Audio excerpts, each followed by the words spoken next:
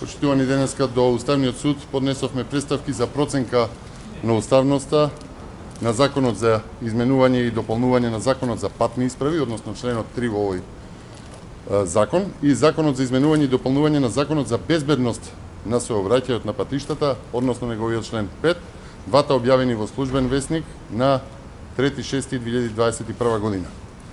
Со овие представки се бара Уставниот суд да поведе постапка за оценување на уставноста на овие два члена. Дополнително, во двете представки се бара Уставниот суд да донесе решение за времена мерка, односно, согласно деловникот на Уставниот суд да го запре извршувањето на оспорените членови на законите се до одлучувањето дали се тие уставни или не.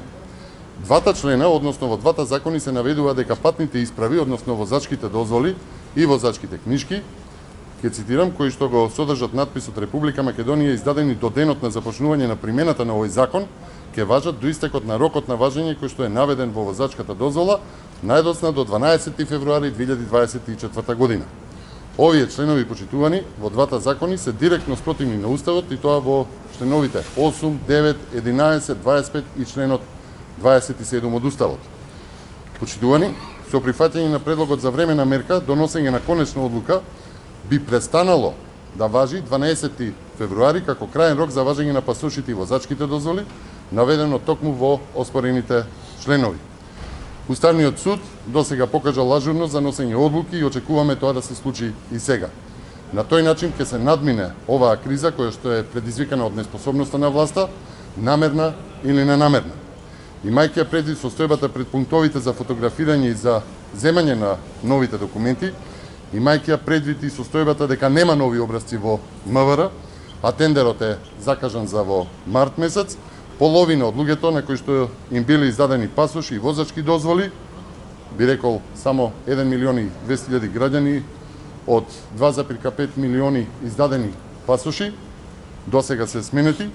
Сушност МВР немаат можност да ги заменат документите до 12 февруари, како што предвидуваат овие два оспорени членови. Воедно, со одлуката на Уставниот суд за времена мерка за овие два члена, односно за ограничување на рокот за важење на документи, ќе се избегне дополнително компликување и товар врз собранието или пак непотребни билатерални комуникации со други држави. Се надеваме дека Уставниот суд ќе биде агилен и ќе ги земе предвид двете представки за оцена, но и дека за двата оспорени членови на закон ќе се воведе времена мерка. Во оваа прилика, почитувани, би сакале да воочиме дека личните карти не се опфатени за промена со крајен рок на 12 февруари, тие важат и понатаму за се што е потребно, па граѓаните да не се изложуваат на понижување и токаници за промена на личните карти.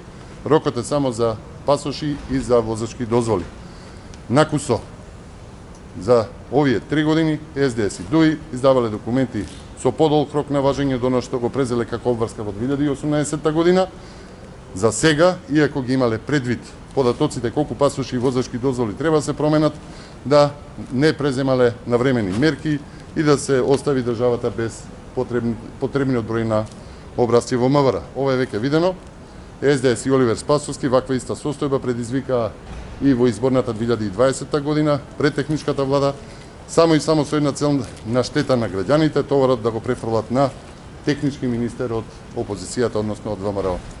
Да помане. Благодарам, повелете за прашање. Значи, овие два закони што сега ги оспорувате пред Уставен суд се променети врз основа на Уставниот закон за спроведување на Преспанскиот договор, кој што се менува со двотретинско мнозинство.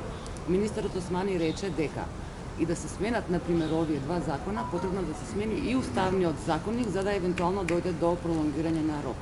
Как, например, од ова? За сето ова, како што наведов и во образложението, надлежност има Уставниот суд.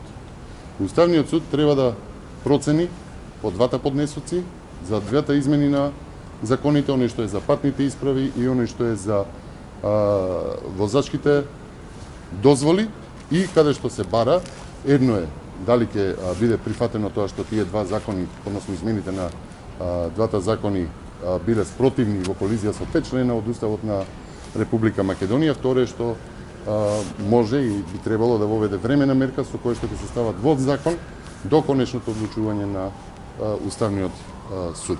Други прашања? Колку би се пролонгирал рокот, колку барате? Нема колку бараме. До конечната одлука на Добро, што уставниот. мислите колку би требало да се пролонгира До за да се конечната- растерети целата ситуација?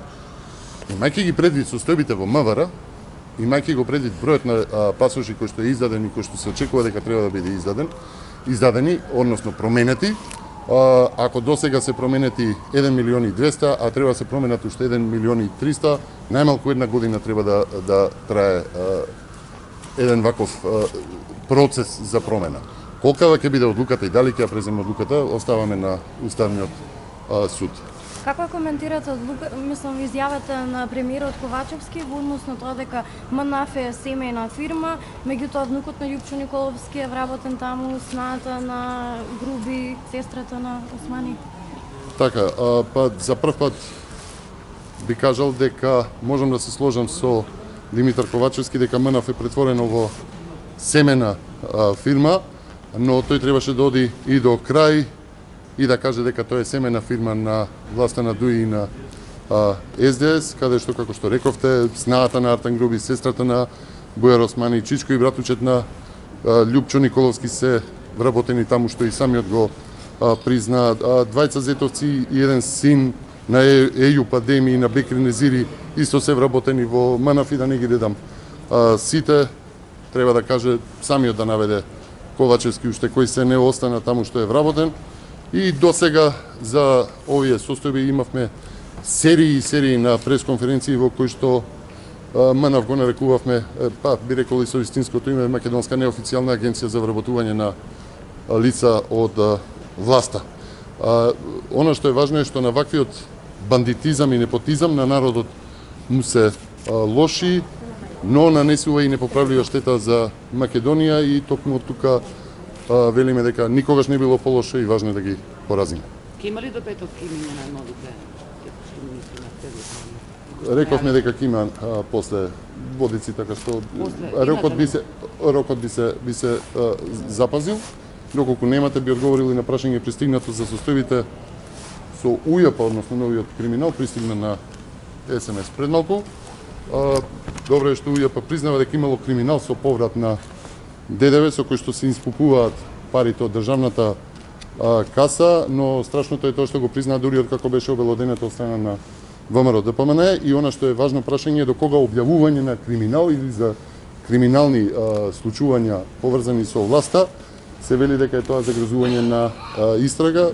Да подсетам дека истото се случи, односно по објавување на криминал и со обвинување за прекашување, односно нарушување на истрага, власта настапи од случајот за модуларната, преку пасоши за мафијаши, па понатаму за онкологија и редица други криминали, во кои што е вмешана и одговорна власта. Вистинското прашање кое што треба да го одговори УЈП е кои се тие фирми кои што се блиски до СДС и до ДУИ, односно до власта, каде што завршувале овие пари. Се друго е замајување на јавноста. Благодарам. Ви благодарам.